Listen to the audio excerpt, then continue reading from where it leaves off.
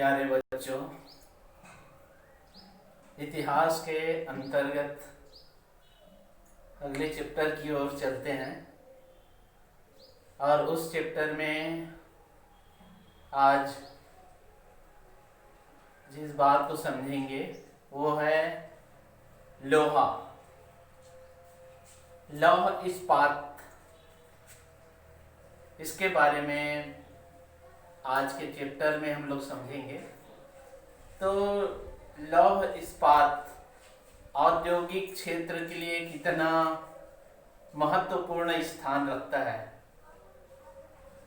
इसके बारे में जानेंगे। तो लौह इस्पात लौह अयस्क से संबंधित होता है और अन्य जो धातुएं हैं जैसे कि सोना, चांदी, कांसा, ये जितने भी धातु है उनसे कहीं कठोर और ज़्यादा मात्रा में मिलने वाला ये धातु है।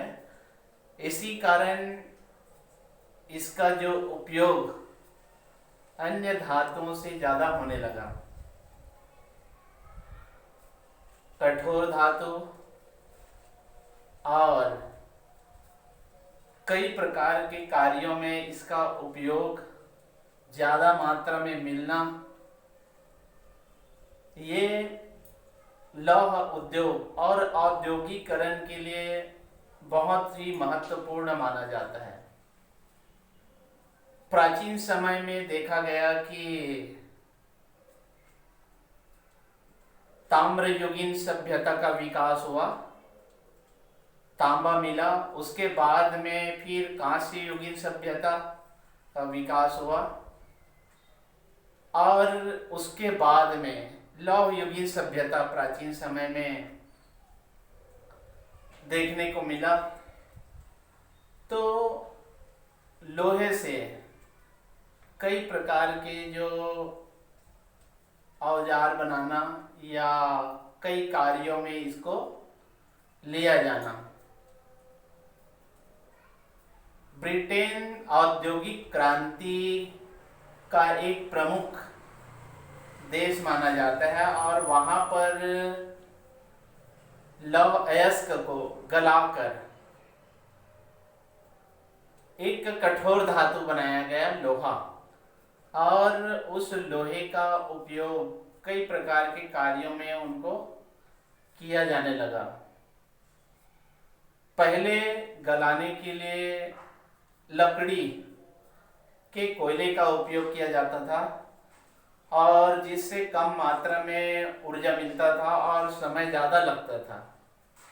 लेकिन धीरे धीरे पत्थर के कोयले का उपयोग ब्रिटेन में शुरू हुआ और ब्रिटेन का एक लोहार परिवार था, अब्राहम डर्बी।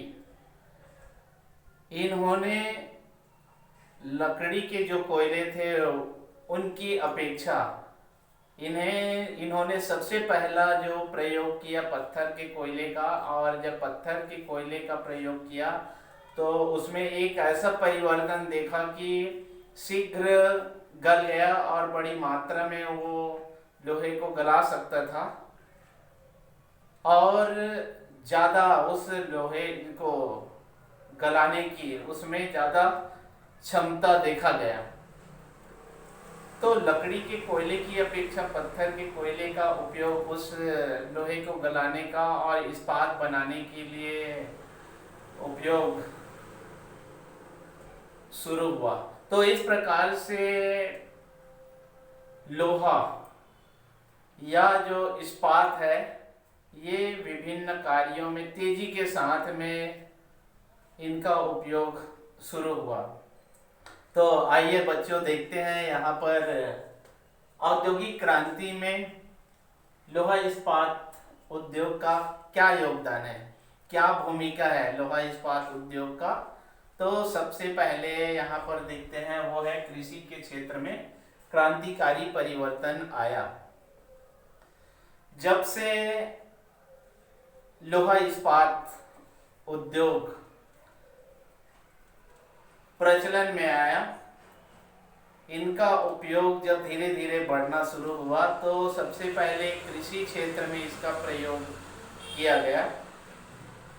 जैसे कि कृषि जनित जो यंत्र है, हल के फाल, कुदाल, कुल्हाड़ी, इनका निर्माण हुआ और कुल्हाड़ी के द्वारा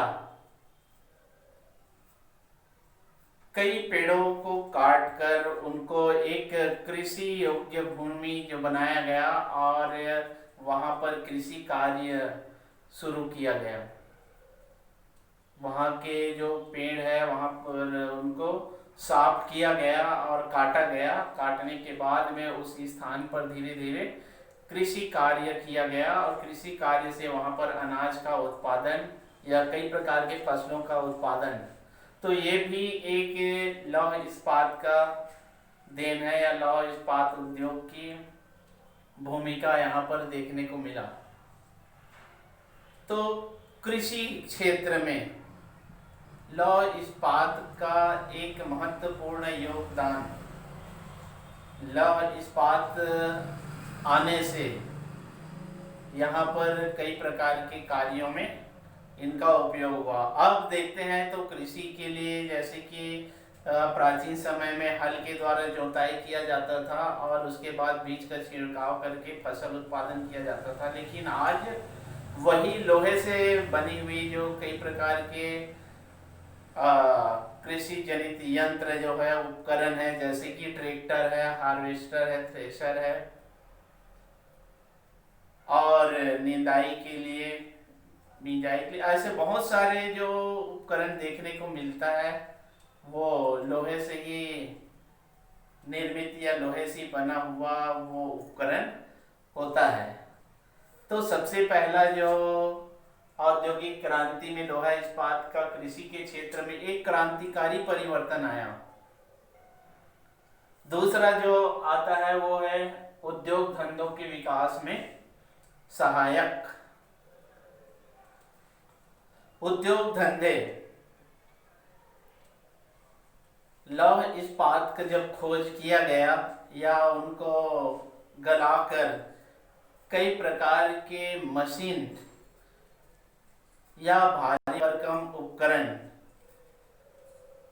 छोटे से बड़े मशीनों का निर्माण और उन मशीनों से उत्पादित जो वस्तु, गुणवत्तापूर्ण वस्तु और ज़्यादा मात्रा में वस्तुओं का उत्पादन होना, ये भी लौह इस्पात उद्योग की ही देन है या प्रमुख योगदान माना जाता है। आज जिस उद्योग की स्थापना हम देख रहे हैं, कल कारखाने की स्थापना देख रहे हैं, तो उसमें जो महत्वपूर्ण भूमिका लौह इस्पात का ही माना जाता है। तो उद्योग धंधों के विकास आज देख रहे हैं, बड़े बड़े कल कारखाने का उत्पादन और मशीन देखते हैं। आज मशीन का युग है तो उसके लिए भी लोहे का उपयोग देखने को मिलता है।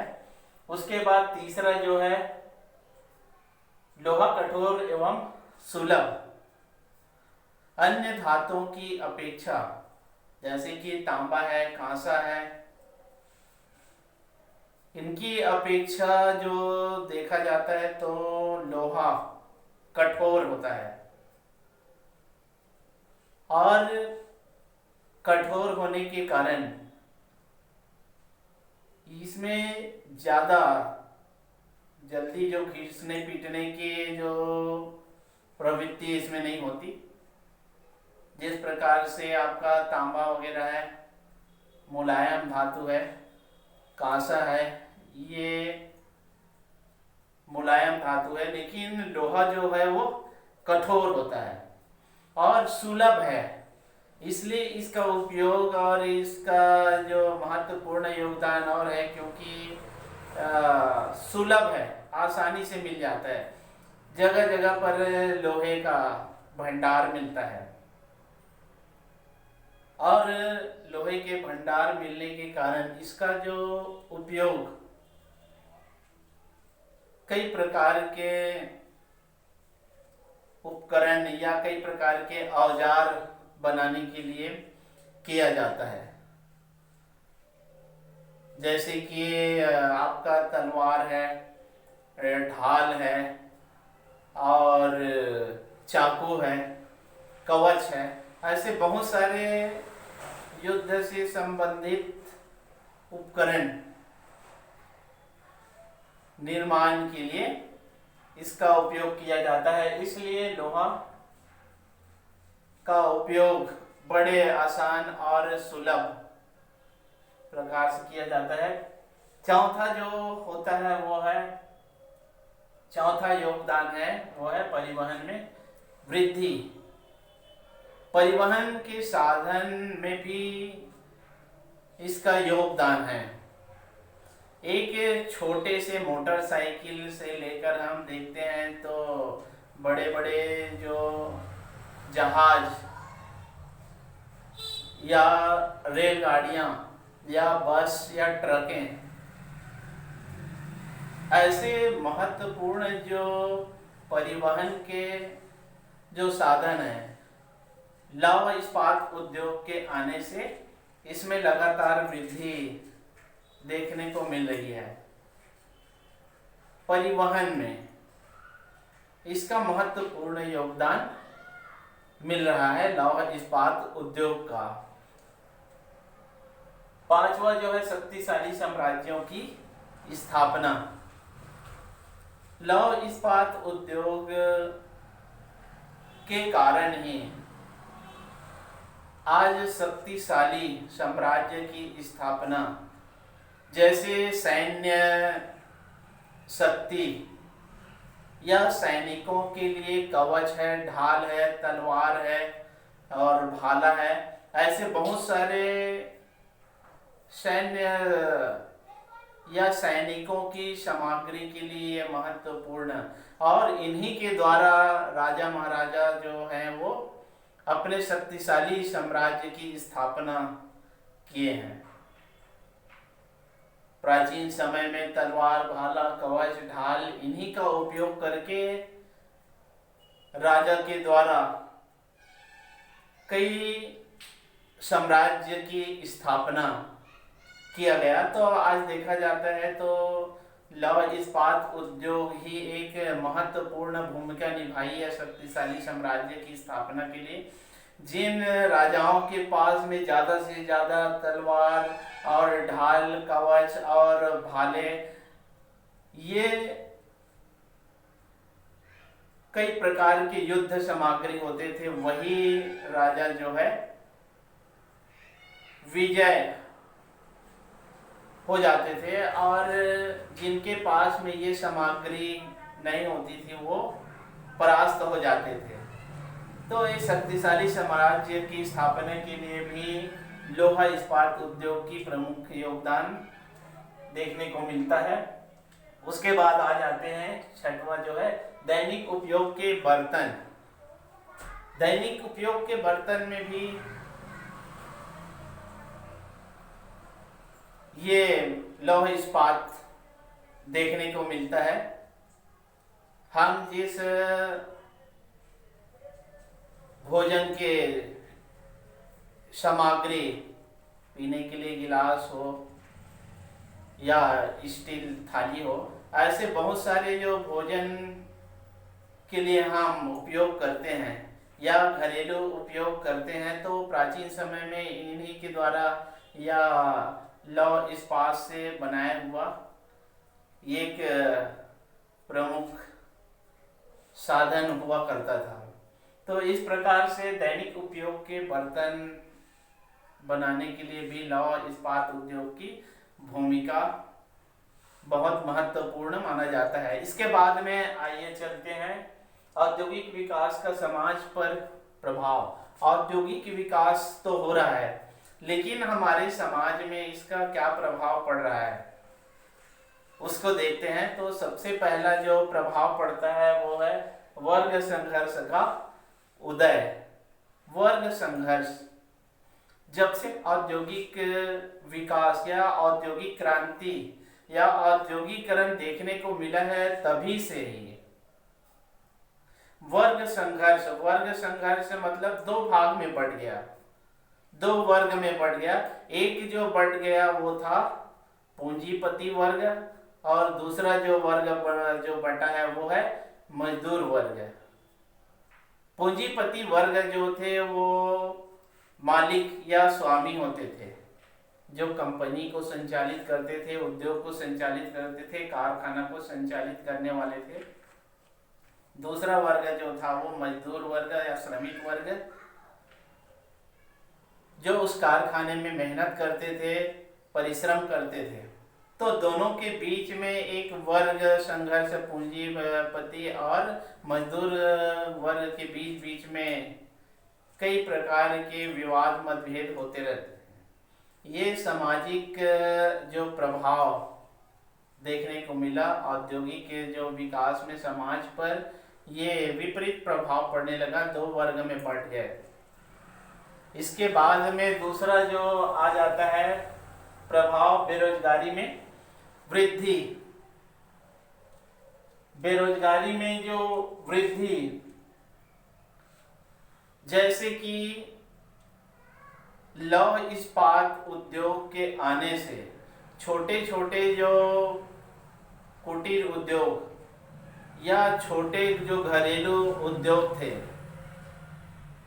वो मशीनी युग के कारण धीरे धीरे बंद होने लगे, क्योंकि मशीनी युग में ज्यादा मात्रा में वस्तुओं का उत्पादन होना, कम समय लगना, और कम समय लगने के कारण जल्दी से उपभोक्ताओं या ग्राहकों तक के वो माल पहुंच जाना। लेकिन वही देखा जाता था कि प्राचीन समय में छोटे छोटे जो उद्योग थे, घरेलू उद्योग थे, कुटीर उद्योग या लघु उद्योग थे, इनमें बेरोजगारी की समस्या सामने आने लगी। उनके उद्योग धंधे इनके सामने फीका पड़ने लग गया, कमजोर पड़ने लग गया, और ये बड़े जो उद्योग है वो आगे बढ़ने लगे। तो इस प्रकार से वो लघु कुटीर उद्योग में जो कार्य करते थे वो बेरोजगार होने लगे। तो ये समाज पर प्रभाव पड़ने लगा। इसके बाद में आ जाता है तीसरा पारिवारिक बिखराव। पारिवारिक बिखराव का मतलब ये होता है कि औद्योगिकरण के विकास में आर्थिक लाभ प्राप्त करने के लिए या कारखानों में काम करने की लालसा के कारण लोग जो है दूर दूर तक परिवार को छोड़कर जाने की इच्छा जाहिर करने लगे। अपने परिवार को छोड़कर कारखाने में काम करने के लिए दूर अपने घर से ये वर्ग जाने लगे, और उनके जाने के कारण उनके परिवार में बिखराव, उनके बच्चों की परवरिश, पालन पोषण, इसमें कमी आने लगी, और बच्चे अपना मनमानी करने लगे, और उनकी जो सामाजिक जो परवरिश नहीं हो पाने के कारण एक समाज में बिखराव होने लगा, और एक सुंदर सा जो व्यवहार उनको मिलना चाहिए वो नहीं मिलने लगा। तो इस प्रकार से पारिवारिक बिखराव इस औद्योगिकरण के कारण समाज पर जो प्रभाव पड़ने लगा। इसके बाद में चौथा जो आ जाता है वो है नगरों का विकास। औद्योगिकरण के कारण ये भी देखने को मिला कि नगरों का विकास, जहां पर कच्चा माल ज्यादा मिला या कच्चा माल की संभावना जहां पर देखने को मिला, वहीं पर ही उद्योग स्थापित होने लगे, और उद्योग स्थापित होने के कारण वहां पर तेजी के साथ में नगरों का, कस्बों का विकास होने लगा। जो विहड़ जंगल था और जो वहां पर चट्टान हुआ करते थे, लेकिन वहां पर कच्चे माल, लौह अयस्क